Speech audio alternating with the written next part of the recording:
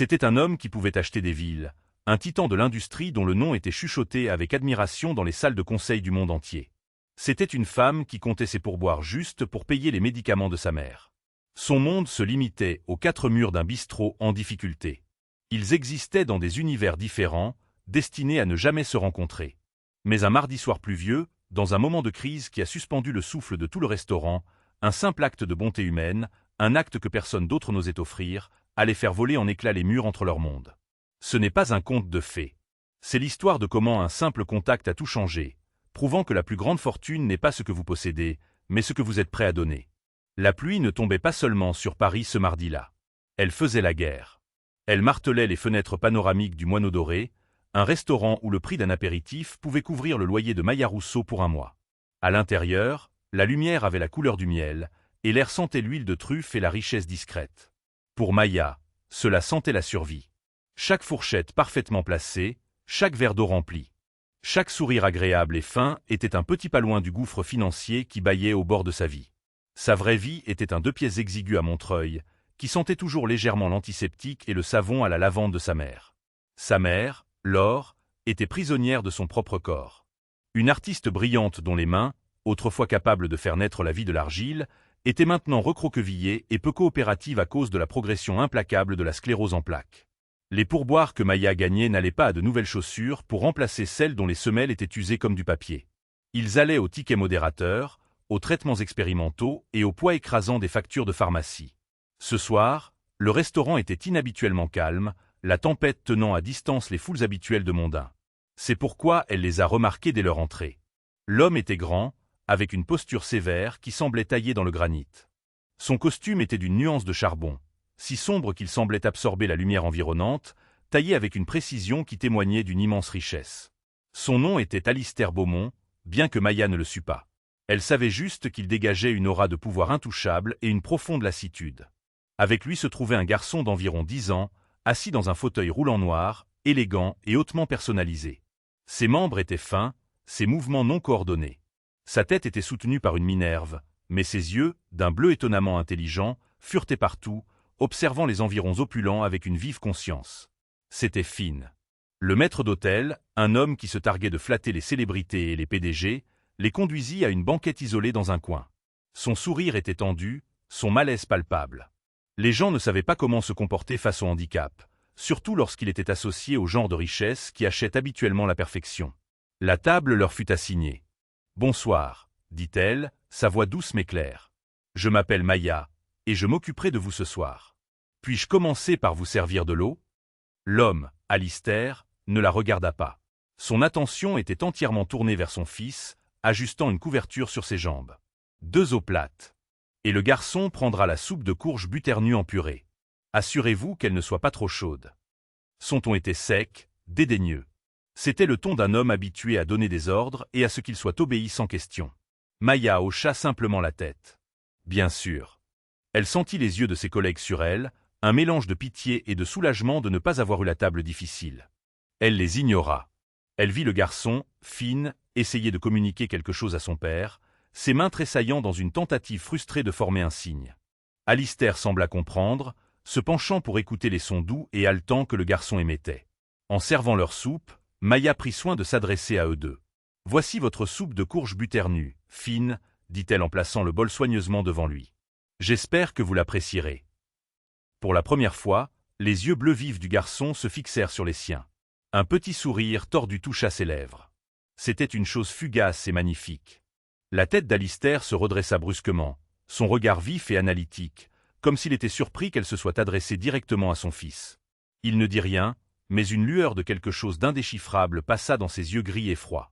Le repas se déroula dans un silence quasi total, ponctué seulement par le cliquetis de l'argenterie d'Alistair et le grondement lointain du tonnerre.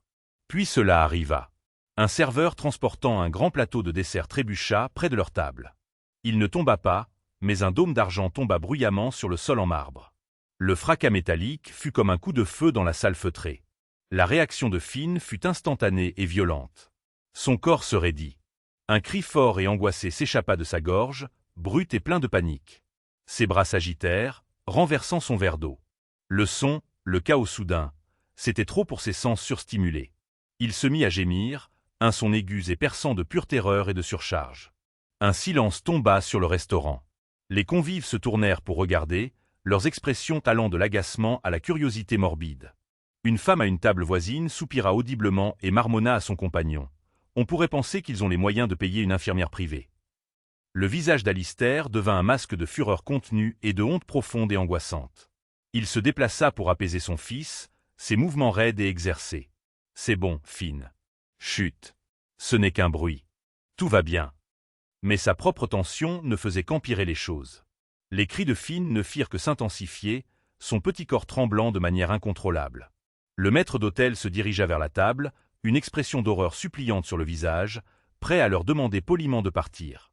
Le directeur de Maya lui lança un regard frénétique qui signifiait clairement « Fais-les sortir d'ici maintenant ». Mais Maya ne vit pas un problème à gérer. Elle vit un petit garçon terrifié. Ignorant les regards et les ordres silencieux de son patron, elle s'approcha de la table. Elle ne tendit pas la main vers Finn.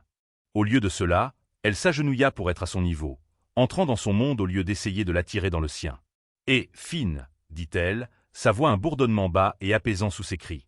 C'était un son vraiment fort et méchant, n'est-ce pas? Ça m'a fait peur aussi. Elle n'essaya pas encore de le toucher. Elle leva les mains là où il pouvait les voir. « Je m'appelle Maya. Je peux te montrer quelque chose? Ma mère m'a appris que ça t'aide quand le monde devient trop bruyant. » Alistair s'était figé, sa main planant au-dessus de l'épaule de son fils. Il la regardait, son expression un mélange de suspicion et de désespoir.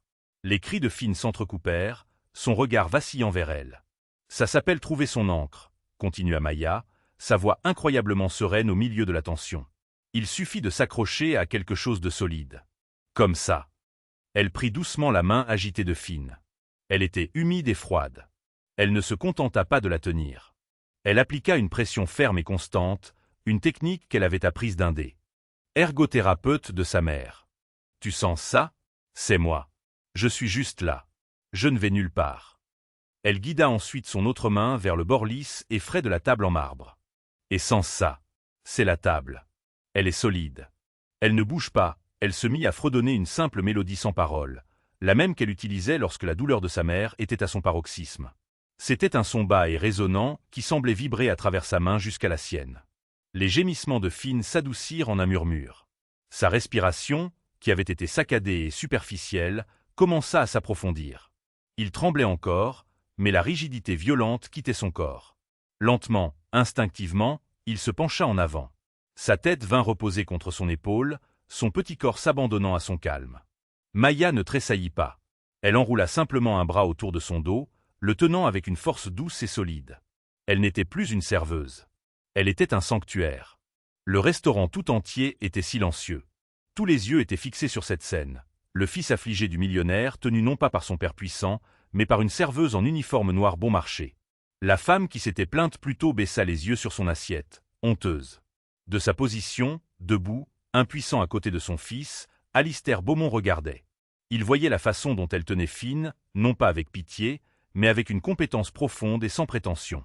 Il voyait la façon dont son fils, qui reculait au contact de la plupart des étrangers, se fondait dans son étreinte.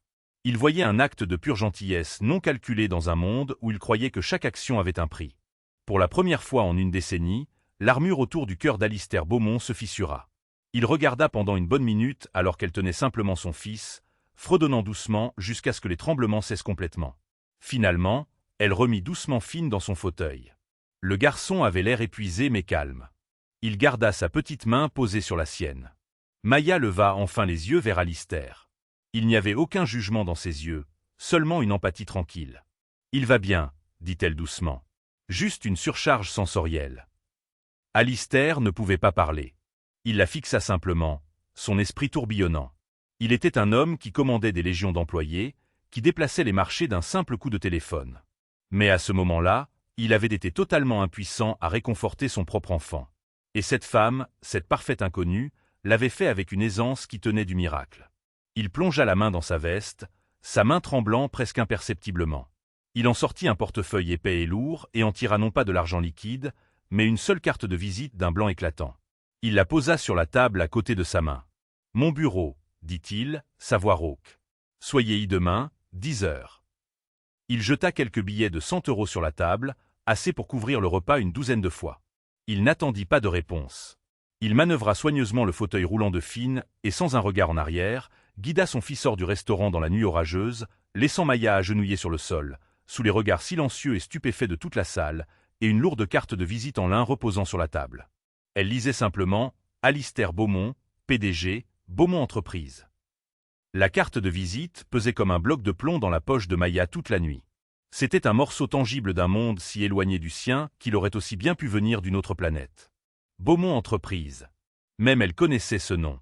C'était un conglomérat à tête d'hydre avec des tentacules dans la finance, la technologie et l'immobilier. L'homme, Alistair Beaumont, était un Midas des temps modernes, et il voulait la voir. Son directeur, un homme perpétuellement stressé nommé Gérard, l'avait acculé dès le départ de Beaumont. Il ne l'avait pas renvoyé, comme elle s'y attendait. Il avait vu la liasse de billets sur la table et l'admiration sur les visages des autres clients. Quoi que vous ayez fait, Rousseau, avait-il sifflé, ne gâchez pas tout. Le sommeil était impossible. Maya s'assit au chevet de sa mère, observant la montée et la descente lente et rythmique de sa poitrine. Laure dormait, son visage paisible pour une fois, libéré de la douleur qui était sa compagne constante. Cette vue renforça la résolution de Maya. La peur était un luxe qu'elle ne pouvait pas se permettre. Le désespoir était un puissant moteur. Que pouvait-il arriver de pire? Il pourrait lui crier dessus, la renvoyer d'un travail qu'elle détestait déjà. Elle devait y aller. Le lendemain matin, elle choisit sa meilleure et unique tenue d'entretien, un pantalon noir légèrement délavé aux genoux et un simple chemisier blanc qu'elle avait repassé 3 fois. Elle se tint devant le miroir fissuré de sa chambre et vit non pas une femme en route pour rencontrer un milliardaire, mais une fille fatiguée jouant à se déguiser. Le doute la rongeait. C'était une erreur. Il allait probablement la réprimander pour avoir outrepassé ses fonctions, pour l'avoir embarrassée. La tour Beaumont n'était pas un bâtiment.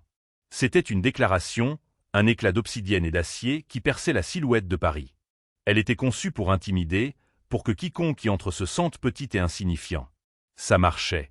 Le hall était une caverne de marbre étincelant et de gardes de sécurité silencieux et imposants.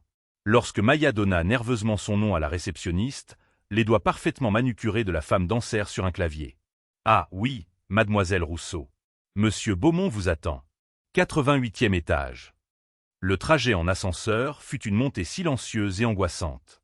Quand les portes s'ouvrirent, ce fut sur un monde d'efficacité feutrée. Des gens en costume impeccablement taillés se déplaçaient avec une détermination tranquille. L'air était différent ici, plus rare, sentant l'argent et l'ambition.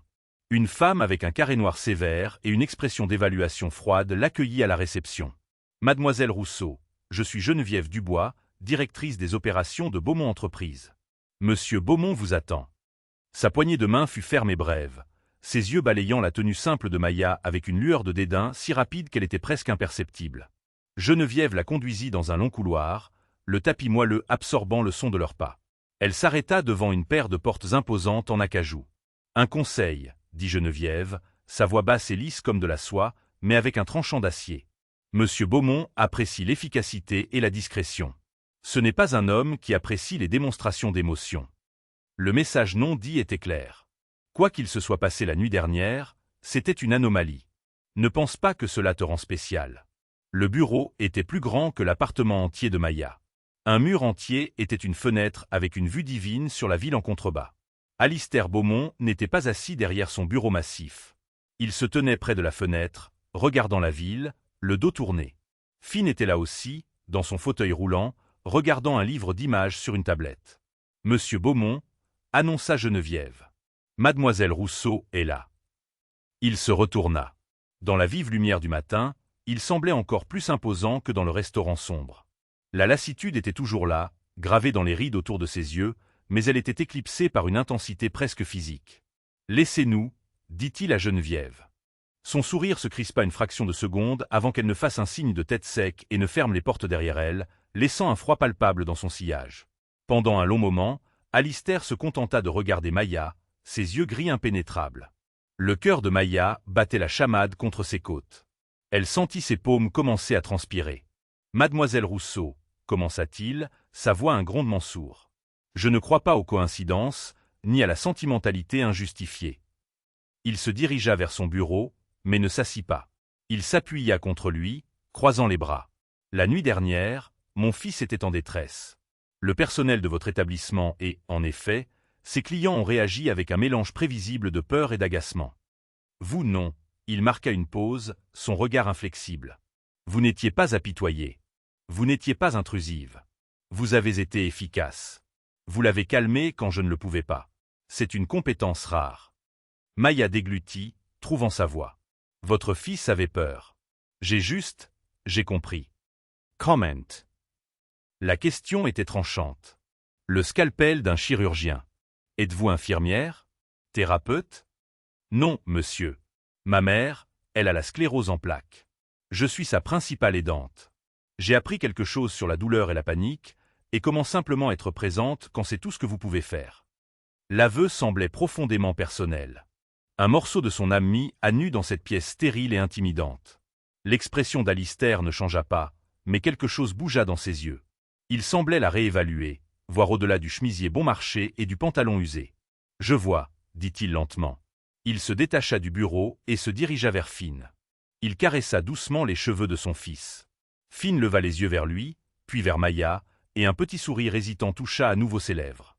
Alistair se tourna de nouveau vers elle. « Je ne vous ai pas fait venir ici pour vous remercier, mademoiselle Rousseau. Un pourboire en espèces couvre la gratitude. Je vous ai fait venir ici pour vous faire une proposition. » Maya se prépara. Il allait lui offrir un poste de gouvernante pour Finn, une babysitter glorifiée. C'était ce à quoi elle s'attendait. « Je suis en train de restructurer le bras philanthropique de la Fondation Beaumont, » déclara-t-il, son ton revenant à celui d'un PDG. « J'alloue un nouveau fonds important, 50 millions d'euros, à une nouvelle initiative. Elle se concentrera sur la fourniture d'un soutien pratique et direct aux familles ayant des enfants gravement handicapés. Pas de recherche médicale, mais une aide pratique, des soins de répit, des modifications d'accessibilité pour les maisons, des outils éducatifs spécialisés, des programmes communautaires adaptés aux sensibilités sensorielles, des choses qui font une différence tangible dans la vie quotidienne. » Il marqua une pause, laissant l'ampleur de la chose s'installer. « J'ai besoin de quelqu'un pour aider à gérer la sensibilisation initiale. Quelqu'un pour être un point de contact, pour examiner les demandes préliminaires, pour parler avec les familles et comprendre leurs besoins réels et sans phare. Pas un bureaucrate ou un travailleur social avec un manuel, mais quelqu'un avec une véritable expérience vécue, quelqu'un qui comprend. » Maya le regarda, son esprit luttant pour suivre. Ce n'était pas du tout ce à quoi elle s'était attendue. « Le poste est assorti d'un salaire de 95 000 euros par an, » continua-t-il comme s'il discutait de la météo. « Une couverture santé complète pour vous et une personne à charge, une allocation de transport. Vous me rendrez compte directement. » La pièce bascula. 95 000 euros. C'était un chiffre impossible, un chiffre de conte de fées. C'était plus d'argent qu'elle n'avait jamais osé rêver. Une couverture santé complète pour sa mère. Les mots la frappèrent comme un coup physique, lui. Coupant le souffle. Cela signifiait de meilleurs médecins, de meilleurs soins. Cela signifiait l'espoir.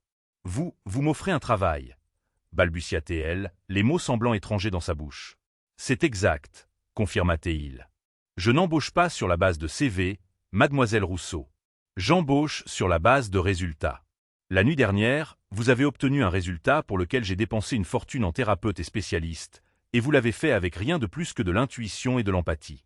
Je crois que vous pouvez traduire cela dans ce rôle. » Il vit le choc et l'incrédulité sur son visage. « Ce n'est pas de la charité, » dit-il, sa voix ferme, presque dure. « Je vous assure, j'attends de vous que vous valiez chaque centime. Vous travaillerez plus dur que vous ne l'avez jamais fait dans votre vie. Vous serez scruté, ma DGA, mademoiselle Dubois, pour sa part, croit que je fais une erreur sentimentale et stupide.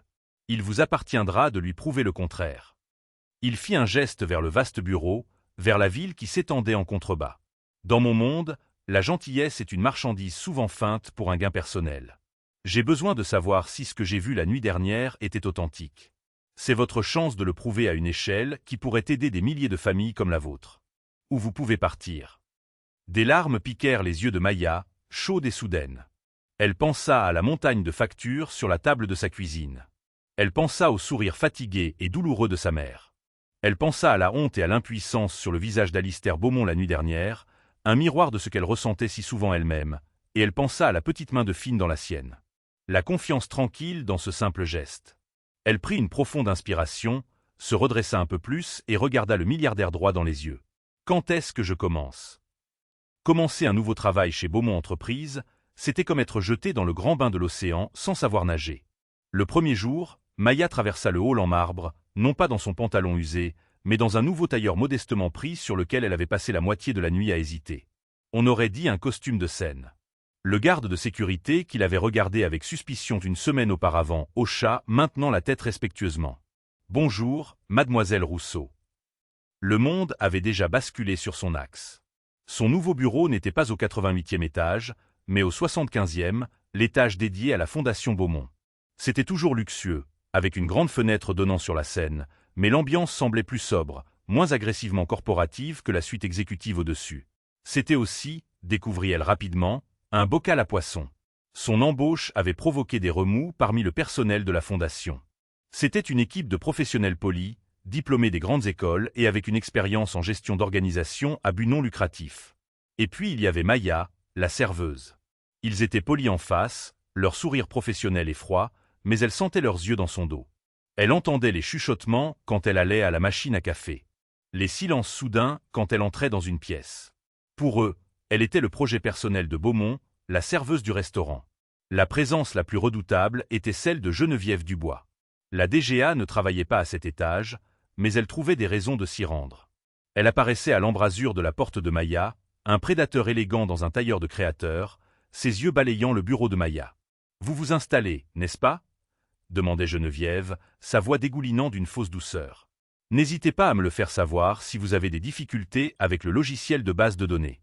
Il peut être assez complexe pour les débutants. » Geneviève ne voyait pas seulement Maya comme non qualifiée, mais comme une menace.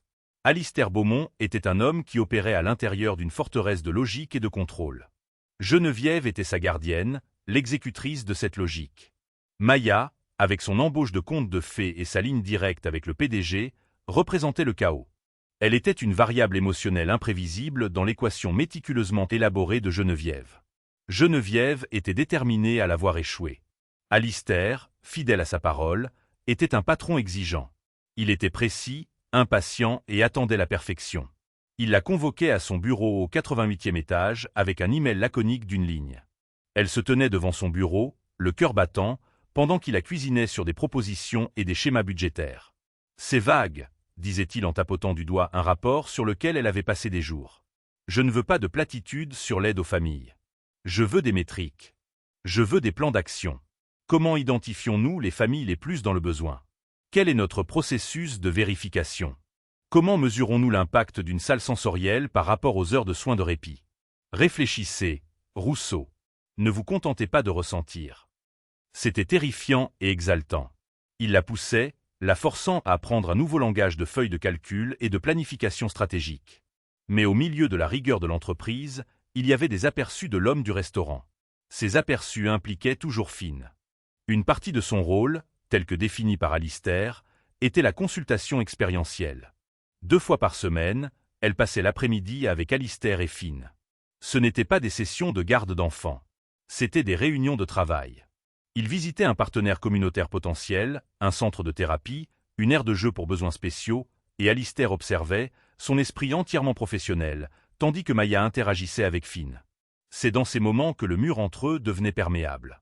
Loin de la tour de verre, les épaules d'Alistair perdaient une partie de leur rigidité. Il regardait Maya avec Finn, non pas comme un patron évaluant une employée, mais comme un père apprenant. Elle apprit à Finn à utiliser une application de communication simple sur sa tablette, tapant sur des icônes qui prononçaient des mots pour lui. Sa première phrase délibérée fut « plus de peinture bleue ». La joie qui illumina son visage était radieuse. Alistair, debout près de la porte de la salle d'art-thérapie, regardait avec une expression d'une fierté si brute et non gardée qu'elle coupa le souffle à Maya. Elle montra à Alistair comment créer un régime sensoriel pour Finn, un programme d'activité qui pouvait l'aider à réguler ses réponses au monde. 1 demi-heure sur une balançoire, 10 minutes avec des couvertures lestées, 5 minutes de câlin à pression profonde.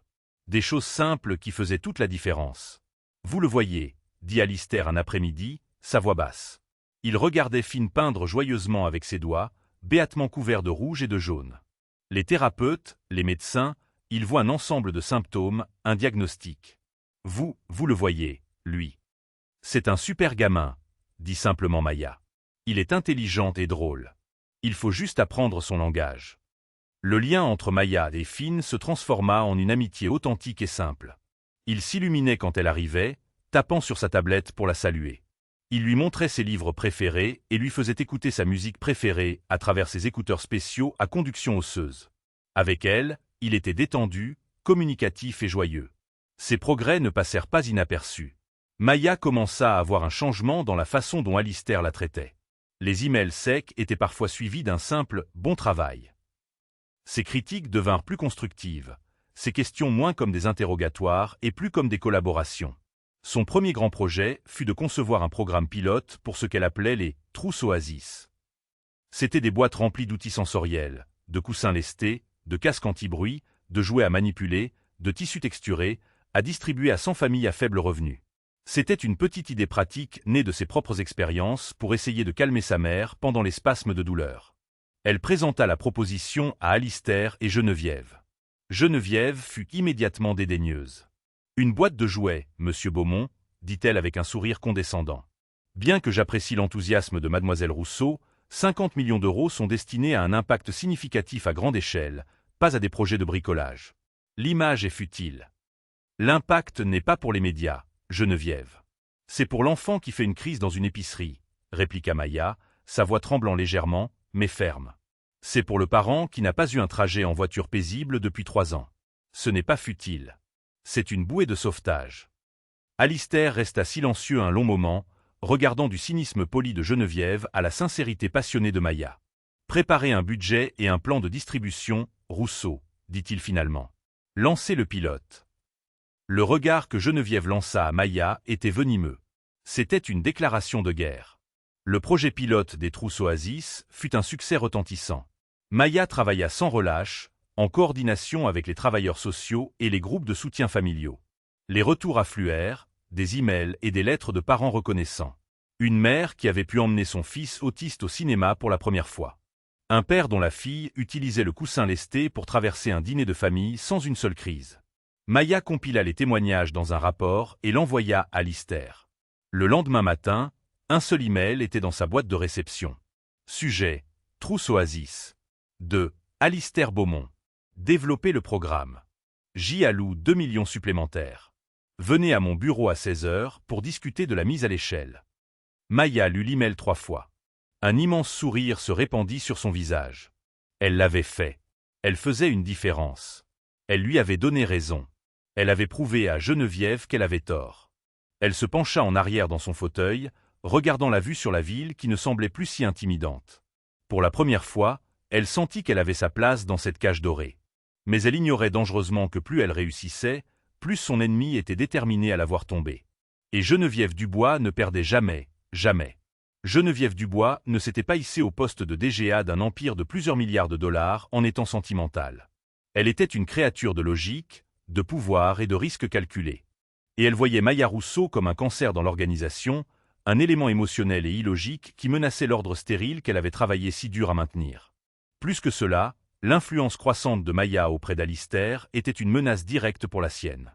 Geneviève avait des plans, des ambitions à long terme qui impliquaient de devenir le bras droit indispensable d'Alistair, peut-être même son successeur. La serveuse de Montreuil était une variable inacceptable. Ses premières attaques avaient été subtiles. Égarer les mémos de Maya, oublier de l'inviter à des réunions clés, faire des commentaires désobligeants sur son manque de diplôme en commerce devant d'autres cadres. Mais le succès du projet des trousses Oasis changea la donne. Maya n'était plus seulement un projet personnel. Elle avait de l'influence. Elle avait un budget. Elle avait l'oreille d'Alistair. L'approche subtile avait échoué. Il était temps de passer à un assaut plus direct. Geneviève commença à jouer sur la blessure la plus profonde d'Alistair, son passé. Elle connaissait l'histoire de la mère de Finn, Annabelle. Tout le monde dans le cercle restreint la connaissait. Annabelle n'avait pas pu faire face au diagnostic de Finn.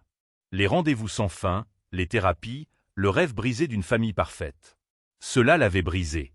Elle était partie non pas avec une scène dramatique, mais avec une lettre silencieuse et dévastatrice, abandonnant à la fois son fils et son mari. La trahison avait vidé Alistair, enfermant son cœur dans la glace.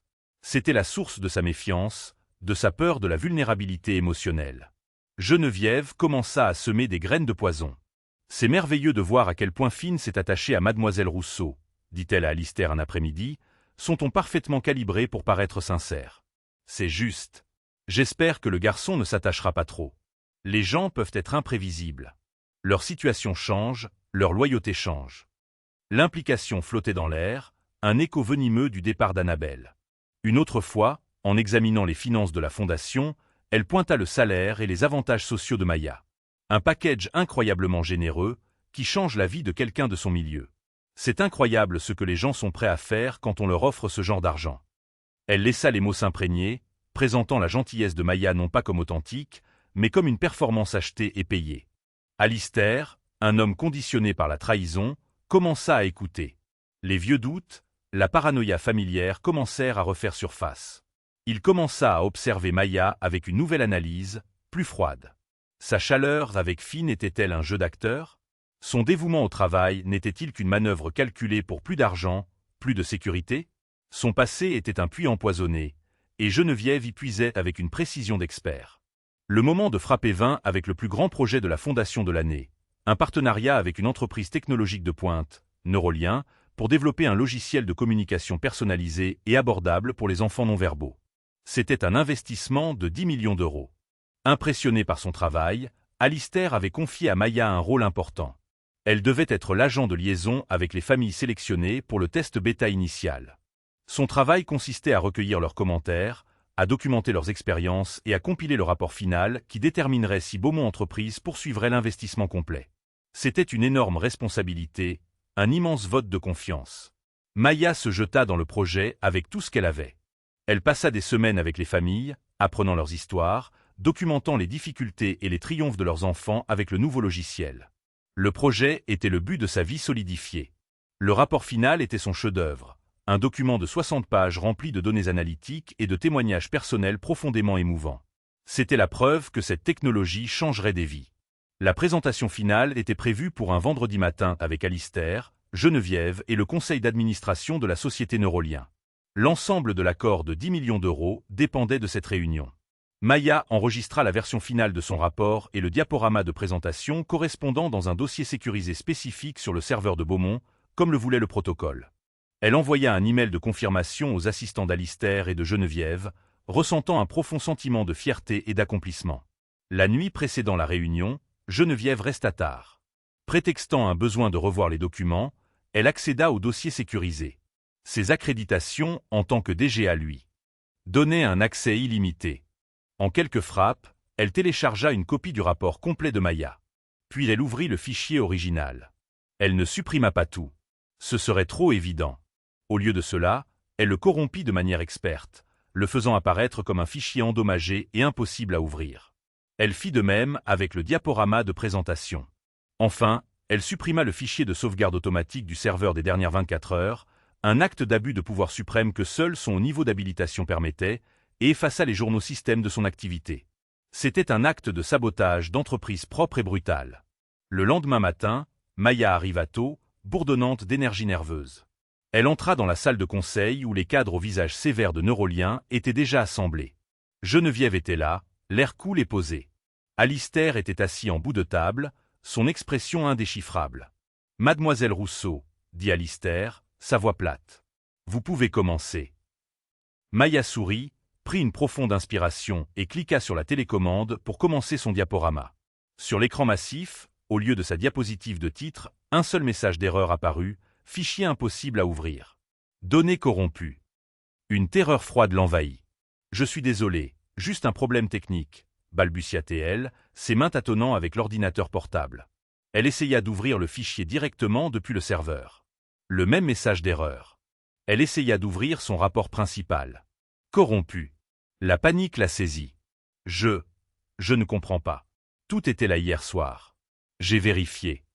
Geneviève soupira, un son théâtral de déception. Mademoiselle Rousseau, êtes-vous en train de dire que vous n'avez pas de copie de la présentation ou du rapport? Ma sauvegarde est sur le serveur. La voix de Maya s'éteignit alors que le technicien informatique, convoqué à la hâte, confirmait que le fichier de sauvegarde avait également été corrompu. C'était parti. Tout. Des semaines de travail volatilisées. Les cadres de Neurolien commencèrent à s'agiter mal à l'aise, échangeant des regards agacés. Leur temps était perdu. Le visage d'Alistair était comme un orage. Il regarda Maya et dans ses yeux, elle ne vit aucune sympathie, aucune compréhension. Elle ne vit que le reflet froid et dur de la suspicion. Il vit un échec catastrophique, un niveau d'incompétence incroyable. Le poison de Geneviève avait fait son œuvre. Il ne voyait pas son employé capable et empathique. Il voyait une fille dépassée par les événements, une embauche irresponsable qui venait de mettre en péril un accord de 10 millions d'euros. « C'est inacceptable », dit Alistair, sa voix mortellement calme. Le mot frappa Maya comme une gifle. « Mais commença-t-elle, désespérée. « Peut-être, » intervint doucement Geneviève, « puis-je sauver la situation ?» Elle ouvrit son propre ordinateur portable. Bien que j'ai eu des inquiétudes quant au fait que mademoiselle Rousseau dirige un projet aussi crucial, j'ai pris la liberté d'examiner ces données préliminaires la semaine dernière et de préparer une présentation de secours.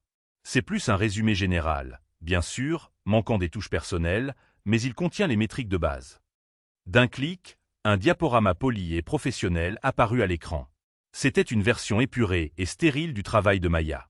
Tous ces témoignages sincères remplacés par des points de données froids. Geneviève le présenta sans faille, son jargon d'entreprise impressionnant le conseil de Neurolien. Elle sauvait la situation. Elle était l'héroïne. Maya se tenait figée, regardant son travail être présenté par la femme qui l'avait volé. Elle sentit le sang quitter son visage alors que la pleine et horrible vérité de ce qui s'était passé s'abattait sur elle. Ce n'était pas un accident. C'était délibéré. C'était du sabotage. Elle regarda Alistair, le suppliant. Des yeux de voir, de comprendre. Mais son visage était un masque de pierre. Il l'avait déjà condamné. Après la réunion, que Geneviève réussit à sauver, il appela Maya dans son bureau. Finn n'était pas là. « Je vous ai donné une opportunité, mademoiselle Rousseau, » dit-il, sa voix rugissant de colère contenue, « une opportunité unique. Je vous ai accordé ma confiance et vous avez répondu par cette démonstration spectaculaire de négligence. » « Ce n'était pas de la négligence, » s'écria Maya, des larmes de frustration et de trahison coulant sur son visage. Les fichiers étaient là. Ils allaient bien. Quelqu'un a fait ça. Geneviève. N'essayez pas, la coupa Alistair, sa voix baissant à un murmure dangereux, de rejeter la faute de votre propre incompétence. Mademoiselle Dubois a sauvé un accord que vous avez failli détruire. Vous lui avez donné raison à votre sujet depuis le tout début. Chaque mot était un poignard. Il lui renvoyait sa propre histoire au visage, tordue et laide. La confiance qu'il lui avait accordée avait disparu, remplacée par le vieux mur de glace familier. « Je vous place en congé administratif avec effet immédiat, » dit-il froidement. « La sécurité vous escortera hors du bâtiment. Je prendrai une décision concernant votre futur emploi la semaine prochaine. » Il se détourna d'elle et regarda par sa fenêtre, un renvoi final et silencieux. Le message était clair. Son temps dans la cage dorée était terminé. Elle était redevenue la serveuse de Montreuil, chassée et déshonorée. La sortie de la tour Beaumont fut le voyage le plus long et le plus humiliant de la vie de Maya. Flanquée d'un garde de sécurité silencieux, elle sentit la brûlure de sang perdieux. Les chuchotements n'étaient plus des chuchotements. C'était un verdict. Elle était un échec, une imposture. Le rêve avait implosé. Pendant 2 jours, elle resta dans son appartement, les stores baissés, le monde extérieur exclu. La honte était un poids physique qui lui oppressait la poitrine. Elle avait laissé tomber tout le monde. Alistair, Finn, sa mère, elle-même. L'espoir qui avait fleuri si brillamment quelques jours auparavant n'était plus qu'un tas de cendres. Sa mère, Laure, la regardait avec des yeux tristes et savants depuis son lit. « Ce n'est pas toi, Maya, » dit-elle, sa voix faible mais ferme. « La fille que j'ai élevée ne se cache pas. Elle se bat. »« Comment puis-je combattre un fantôme, maman ?» murmura Maya, sa voix se brisant. « Je n'ai aucune preuve. C'est ma parole contre celle de la DGA d'une entreprise multimilliardaire. Il a déjà pris sa décision. »« Alors fais-lui changer d'avis, » insiste alors. « La vérité a son propre poids. Tu dois juste trouver un moyen de la mettre sur la balance. » Les mots de sa mère, prononcés avec tant d'effort, ravivèrent une petite braise dans l'obscurité. Abandonner était ce que Geneviève voulait. Se cacher, c'était admettre la défaite. Maya pensa aux familles du projet Neurolien, à Finn, au but qu'elle avait trouvé. Elle ne pouvait pas laisser un mensonge le lui voler. Le 3e jour, elle se leva, se doucha et enfila le même tailleur qu'elle portait le 1er jour. Elle ne pouvait pas entrer dans le bâtiment Beaumont, mais elle avait une idée. Il y avait une personne qui aurait pu voir quelque chose, une personne qui existait en dehors de la hiérarchie de l'entreprise. Elle se rendit dans un petit café près de la tour et attendit. Chaque soir vers 18 h, un jeune technicien informatique dégingandé nommé Benoît, qui avait le béguin pour l'une des assistantes juniors de la fondation, quittait le bâtiment. Benoît était celui qui avait été convoqué dans la salle de conseil. Il avait un visage aimable et semblait toujours agité. Quand il sortit, elle l'intercepta. « Benoît, puis-je vous parler une seconde? Je suis Maya Rousseau. » Il parut terrifié, comme si lui parler était un motif de licenciement. « Je ne suis pas censé. S'il vous plaît. » dit-elle, sa voix basse et urgente. « Je ne vous demande pas de faire quoi que ce soit de mal. J'ai juste besoin de comprendre ce qui s'est passé.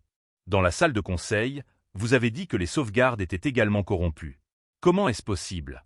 Je pensais que le système sauvegardait automatiquement. » Benoît jeta un regard nerveux autour de lui. « Il le fait, » murmura-t-il. « Toutes les heures. Une corruption aussi parfaite, qui touche le fichier principal, la sauvegarde horaire, et ne laisse aucune trace. Ce n'est pas un bug. C'est une frappe chirurgicale.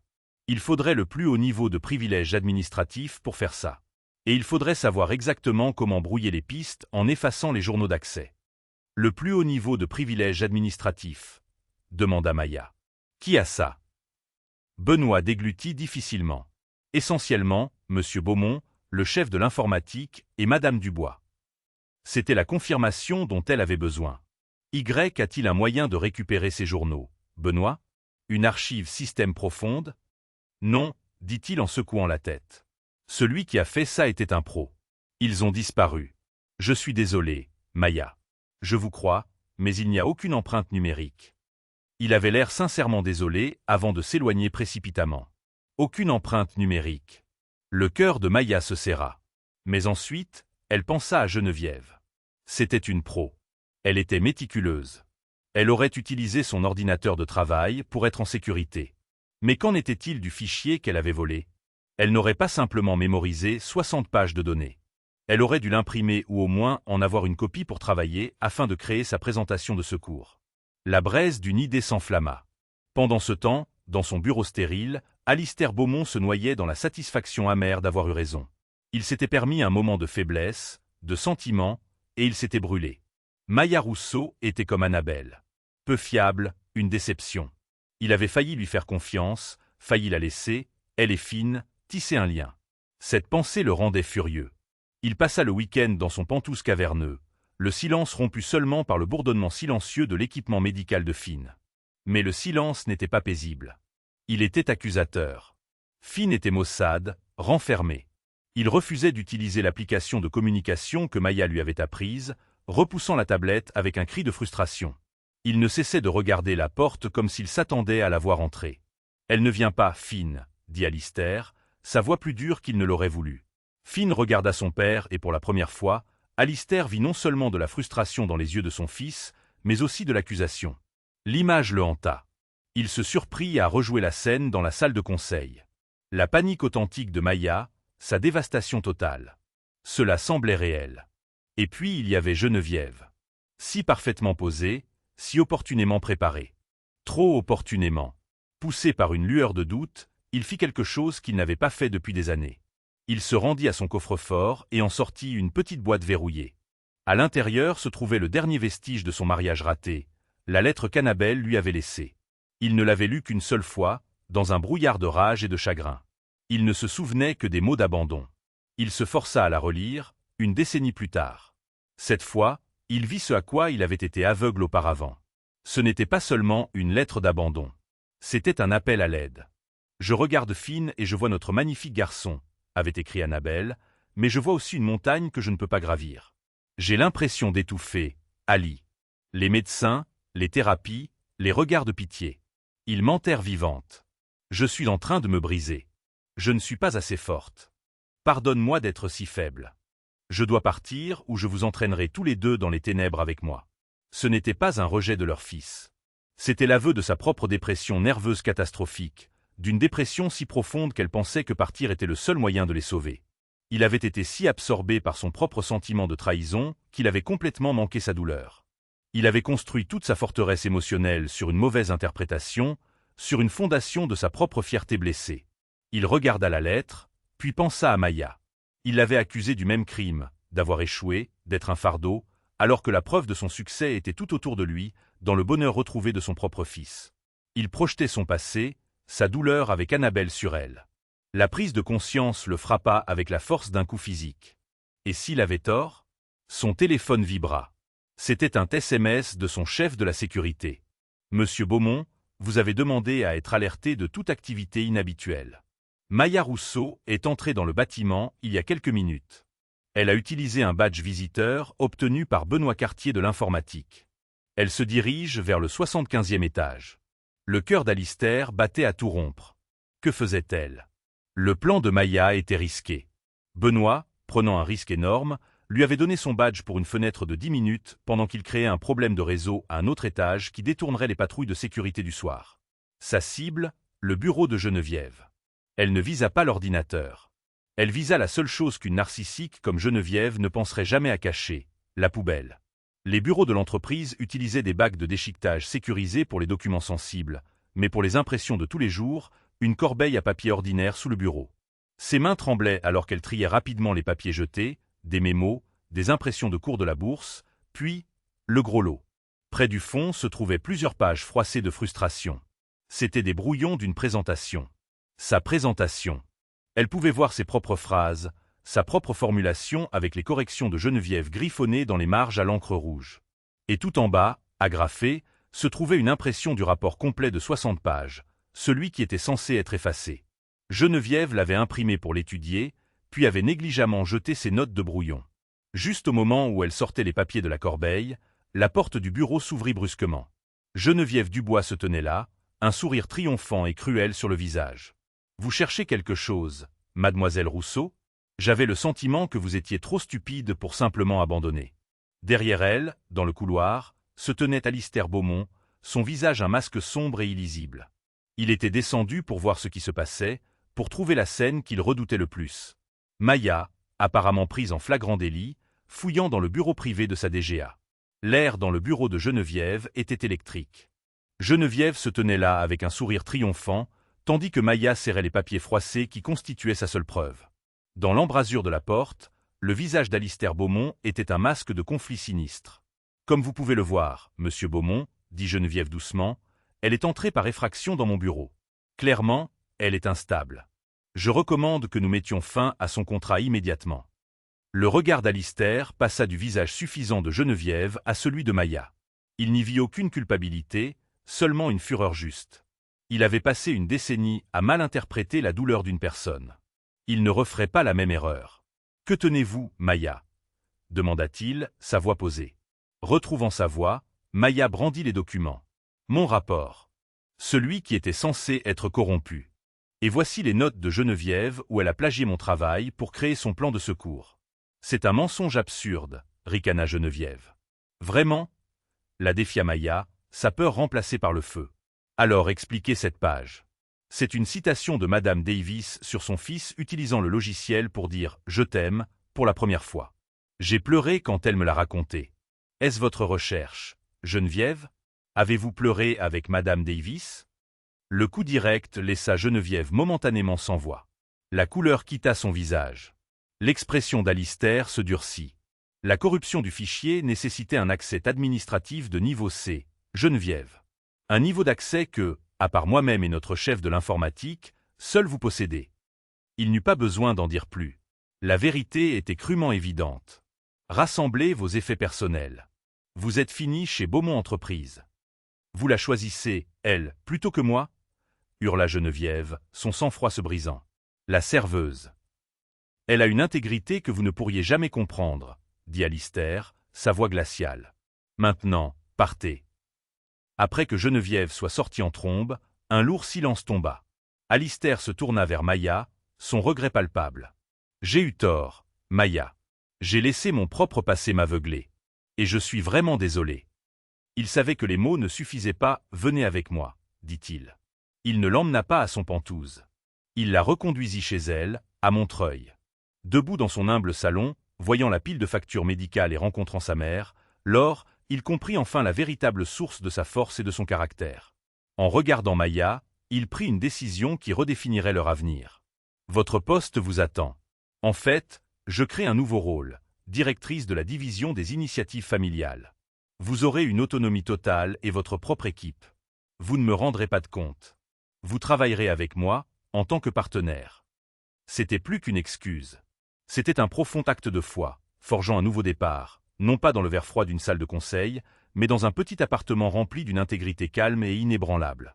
1 an plus tard, le 75e étage de la Tour Beaumont était un monde différent.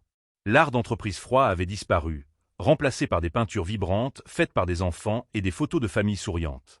C'était le siège de la division des initiatives familiales, une force florissante pour le bien sous la direction confiante de sa directrice, Maya Rousseau. Maya elle-même était transformée. La serveuse anxieuse avait disparu, remplacée par une dirigeante posée dont le travail avait changé des milliers de vies grâce à des programmes comme les Trousseau Oasis et le logiciel de communication La Voix de Fine.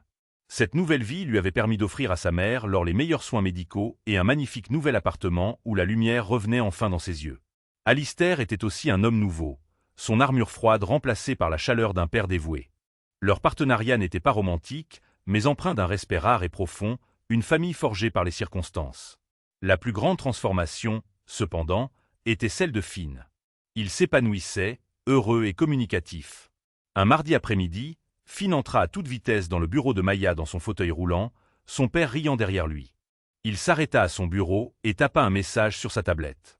La voix synthétisée était joyeuse. « Bonjour, Maya. J'ai une surprise pour toi. » Il tendit un morceau de papier. C'était une peinture, un tourbillon de bleu et de vert, mais au centre se trouvait la figure distincte d'une femme aux cheveux bruns tenant la main d'un petit garçon. Des larmes emplirent les yeux de Maya. « Merci, Finn », tapatait-il sur son écran, un immense sourire sur son visage. Alistair regardait depuis l'embrasure de la porte, le cœur plein. Dans le simple acte de gentillesse de Maya 1 an auparavant, il n'avait pas seulement trouvé une employée. Il avait trouvé la pièce manquante de sa famille et un but au-delà de sa richesse. Ce n'était pas une fin de compte de fées achetée avec de l'argent. C'était un début de vie réelle, gagné par la compassion, le pardon et le pouvoir durable d'un simple contact humain. L'histoire de Maya, Alistair et Finn est un puissant rappel que nos vies peuvent basculer en un instant, non pas sur de grands gestes, mais sur les petits moments de choix silencieux. Le choix d'être gentil quand les autres sont cruels. Le choix d'être courageux quand on est terrifié, et le choix de voir la personne, pas la circonstance. Le simple acte d'empathie de Maya ne lui a pas seulement valu un emploi. Il a révélé son but, guéri une famille brisée et créé une onde de gentillesse qui toucherait des milliers de vies.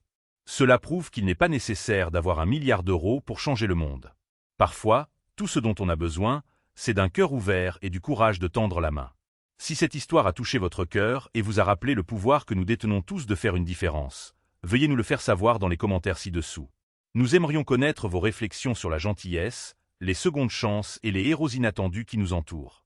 Et n'oubliez pas d'aimer cette vidéo, de la partager avec quelqu'un qui a besoin de l'entendre, et de vous abonner à notre chaîne pour plus d'histoires de la vie réelle qui vous inspireront et vous émouvront. Merci d'avoir regardé.